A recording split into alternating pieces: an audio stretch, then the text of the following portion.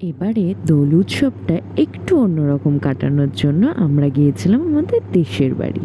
চাঁচর ন্যাড়া পোড়া বা হোলি কি দহন, এর অর্থ কি তোমরা জানো? এর মাধ্যমে আমরা সমস্ত অশুভ শক্তির বিনাশ ঘটিয়ে শুভ শক্তির আরাধনা করে থাকি। আমাদের দেশের বাড়ির এই মন্দিরটি খুবই জাগ্রত বাবা সিদ্ধনাথের মন্দির। বলা হয় যে মন থেকে কোনো জিনিস চাইলে বাবার কাছে বা মানত করলে বাবা সেটা ঠিক পূরণ করেন। এটা হচ্ছে মন্দিরের মেন অংশ, আর এই সাইডেরটা হচ্ছে দোল মঞ্চ, যেটাও খুব সুন্দরভাবে সাজানো হয়ে থাকে। তোমরা দেখে ধরতেই পারবে না এটা দোল উৎসব নাকি কোনো বিয়ে বাড়ি।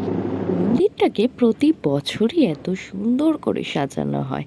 আর আমাদের দোল খেলে রাত্রিবেলা অবস্থা হয়েছিল খুবই নাজেহাল, আবার চান করতে হলো, তাই চান টান করে আমরা ঘুমিয়ে পড়েছিলাম। তো আজকের জন্য এটুকুই, দেখা হবে নেক্সট ভিডিওয়ে। টাটা।